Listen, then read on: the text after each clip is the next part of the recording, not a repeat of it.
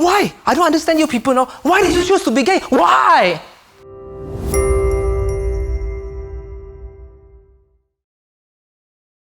Once upon a time, a long time ago, in a faraway land called Johor Bahru, there was I sitting at a round table having a wedding dinner with my friends which I have not seen for a long time. I look at them, they look at me. Hey, how you guys doing? Oh, I'm doing good, Wee Peng. So, Wee Peng, when is your turn gonna get married? You know, being single, when you ask that question, you have to think about what is the excuses you're gonna come up with. This evening, I decided the truth would set me free. Hey, Lisa, I don't think I'm gonna get married and I don't have a girlfriend. The reason why is because I'm gay. Wee Peng, you're kidding, right, Wee Peng? Huh? You're not kidding, ah? Why? I don't understand you people now. Why did you choose to be gay? Why? She's just hard to love, isn't it? Mr. President, members and guests, good evening. Have you heard of the abbreviation LGBT? Yes. Wonderful. It stands for lesbian, gay, bi, and transgender. This evening, I'd like to share with you about understanding LGBT from a gay man point of view. Do you have any fond childhood memories? Can you remember a lot of things? Yes or no? Yes. I remember a lot of things too, but I do not remember this happened on a random morning. Wee Peng. Who's calling me? I'm the angel of sexual orientation. What? You heard me, Wee Peng? Choose to be a regular straight man or a rampant homosexual to be hated by everyone. Definitely rampant homosexual.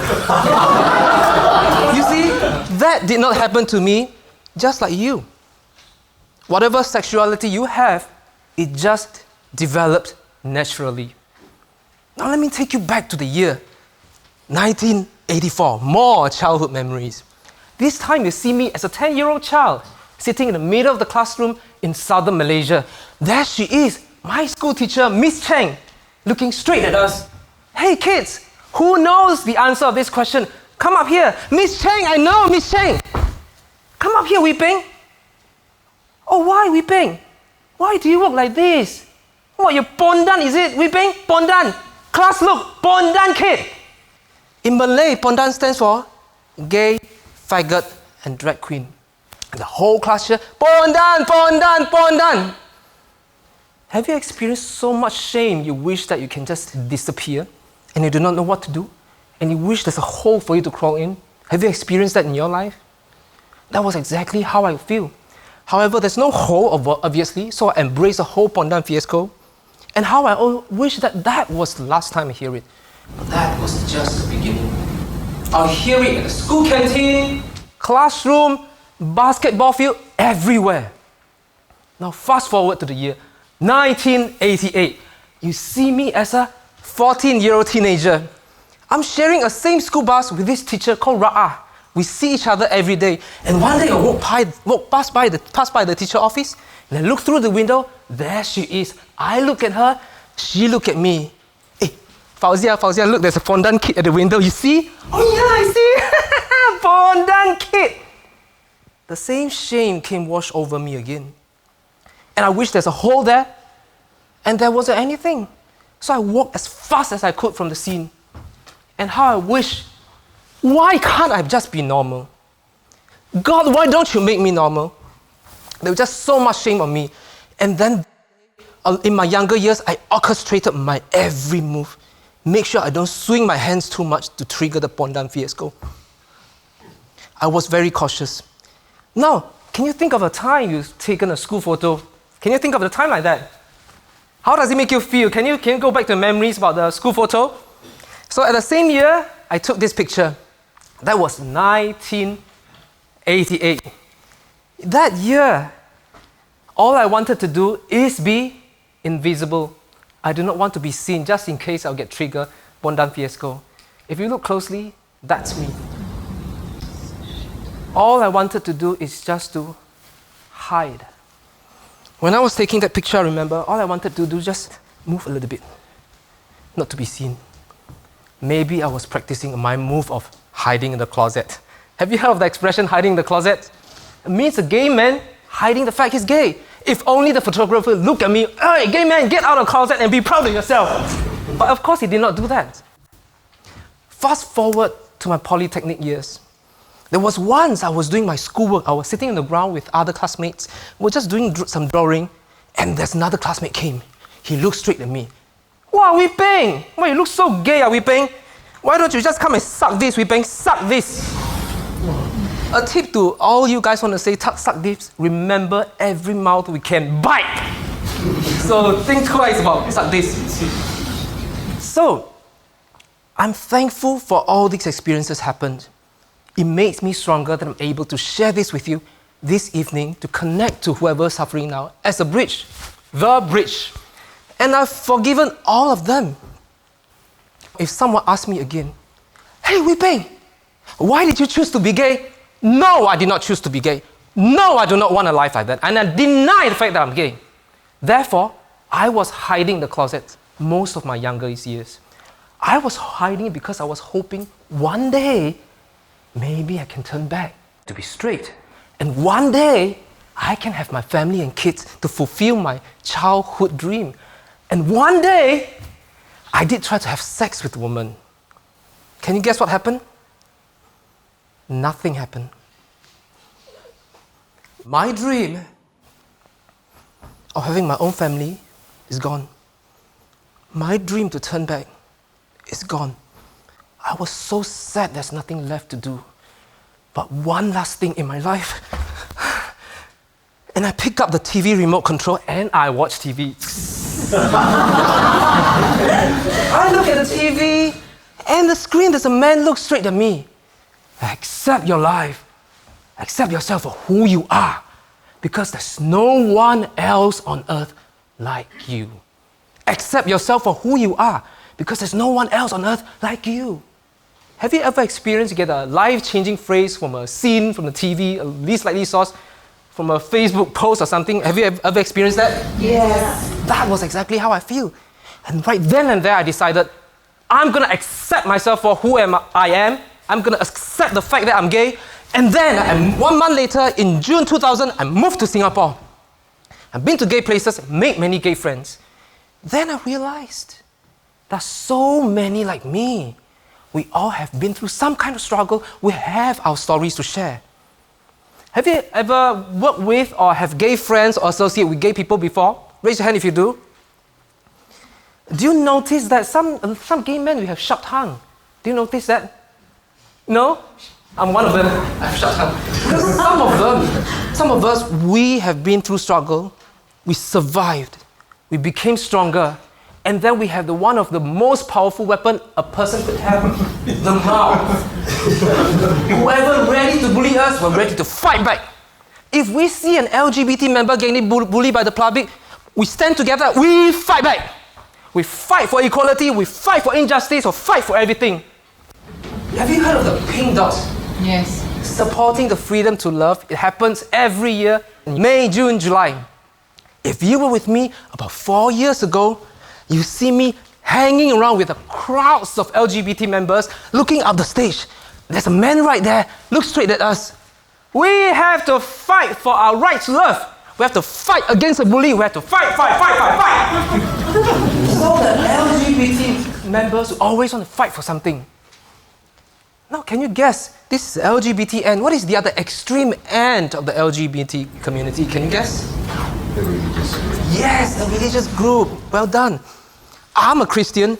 I'm an other group too. I remember there was once I was church. I was with a few hundred members sitting in the church, looking straight to the pastor. And the pastor looked straight at us. The LGBT community gonna destroy our family. Let us sound the trumpet, get into battle footing, and be battle ready. The religious group wants to fight too. However, I believe this. All this is just misunderstanding. We just have to understand each other a little bit more. The LGBT community has no plan to destroy any heterosexual family. And all this is just misunderstanding. Because a lot of time when the public think about the LGBT community, they think of them as someone across the fence. They call them they, over there. Some people, I even read comment, were less human than the heterosexual. However, we are a lot closer than everybody thinks. We could be your wonderful colleagues at work, your best friend, your cousin, your niece, your auntie, your uncle, your son, your daughter, your brother, your sister, possibly even be your father and mother. Do you think all these people who are less human than you, do you think they're less human? No! We are exactly like you. We want to love and be loved. We're exactly the same. All we have to do is judge a little less and understand more. Judging. We talk about judging. Now, can you guess who judged the gay community the most? Who wants to guess? We, gay community, we judge ourselves the most. We cannot be too fat, too skinny, too masculine, too whatever, all kinds of names. Call, name calling, judge. Now, can you guess who judged you the most? Ourselves. You judge yourself the most. Can you think of the time you call yourself names that you don't allow other people to call you? And you call yourself the name with passion, you know, sometimes you call yourself bad names. Can you guess who judged me the most? I judge myself the most. In March 2000, we went for a company trip, came back, and then we played the video on the TV screen. If you see me hanging around with all my colleagues at the pantry. We look at the TV screen, and that's the clip of me walking up the escalator. And I look at myself, and my mind went, Wee Peng, can you guess why people call you Pondan? Why don't you just look at that? Look at that, Wee Peng. Have you ever experienced the first time you've seen your own video recording, the first time you hear your voice recording? How does it make you feel? Weird, isn't it? That was the same feeling, but with passion. And how I wish I could be perfect. How I wish I could be just like any regular street man. Have you ever wished that you're perfect? Have you ever wished that you're smarter, stronger, younger, richer, more clever, all kinds of things? Because in this popular culture, we are taught we're imperfect. Have you heard of the saying, I'm not perfect, I'm only human? Raise your hand if you heard that. However, about 2 years ago, in June 2017, and I discovered this wonderful lady, the late Louise Hay. She has a wonderful saying that transformed my life. She said, in the infinity of life where I am, all is perfect, whole, and complete. In the infinity of life where I am, all is whole, perfect, whole, and complete. What does it mean to you? What does it mean to you? It means that you are perfect, whole, and complete the way you are, missing nothing, lacking nothing. Look at the people around you. The same for them too. Me too. A gay man. Can you imagine if only we're all being taught we're all perfect in the popular culture? Would you think the bullying will be reduced significantly? Do you believe so? Yes or no? Yes. Because there are all kinds of bullying happening now. It can be gay bullying, body shaming, racial bullying, and the new one, cyber bullying. There are all kinds of bullying. Bullying started because one person thinking the other person is less than them. Or this other person is different from the majority. Or this person, what this person perceives as right, is wrong in someone else's eyes.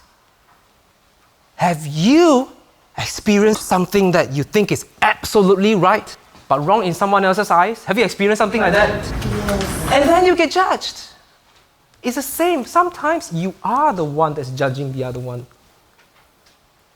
And now there's one more bullying, self-bullying. Do you remember you bully yourself? I believe all inferno started with a tiny, teeny spark. All bullying started with one tiny, teeny judgment. And this can be easily put out when we understand a little bit more and judge less. Remember, we are perfect, whole, complete the way we are, lacking nothing, missing nothing. And so do everyone around you. We are perfect the way we are. And I believe that fighting against each other here, there, everywhere is not going to solve anything. All you have to do is just judge a little bit less and understand more. And the first step to understand someone is to know their journey they've been through. And that is why I'm here to share with you. And finally, we have to remember to what? Judge less and understand more. And I have a quote I want to share with you. This is a quote I modified from the first female Nobel Peace Prize winner, Marie Curie, not Mariah Carey. Nothing in life is to be judged. It's only to be understood. It is now time to judge less and understand more. It is now time to judge less and understand more. If I'm back to the same dinner again with all my friends I haven't seen for many years, hey Wei Ping, why did you choose to be gay? Why? Lisa, I did not choose to be gay. Just like you, Lisa, and just like all of you in the audience, I am perfect, whole, and complete the way I am. Therefore, we all should be proud of ourselves. And remember to judge less and understand more.